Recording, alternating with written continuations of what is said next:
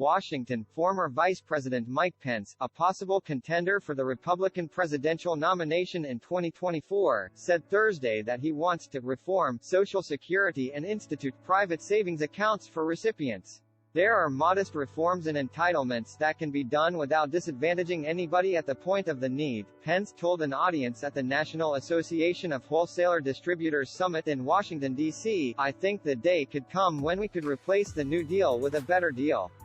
Literally give younger Americans the ability to take a portion of their Social Security withholdings and put that into a private savings account. Video of the event was obtained by the Democratic tracking group American Bridge 21st Century. The comments mark one of the first policy proposals from Pence as the field for the Republican nomination is fast taking shape. Former President Donald Trump, who was first to announce his candidacy, started campaigning in earnest last weekend.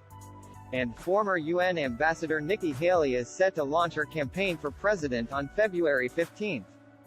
House Republicans, having retaken control of the chamber, have floated cuts to the popular federal program.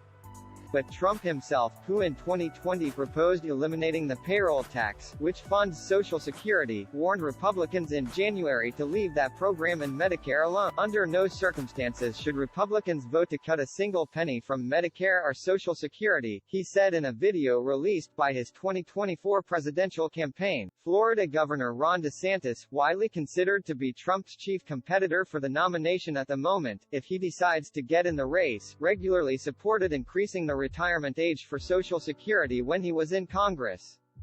Pence has not formally declared for president but is widely expected to jump into the race, after having spent close to 2 years making campaign-style trips across the country. A Pence spokesman declined to comment for this story. Critics have long derided the idea of overhauling Social Security as an effort to privatize the popular government program, which would likely result in cuts to how much elderly and disabled Americans receive from it. Mike Pence's presidential bid is dead on arrival. In a failing attempt to give it life, he's leaning into George W. Bush's far-right, unpopular and deeply harmful plan to privatize Social Security, said Grace Hagerty, a spokesperson for American Bridge.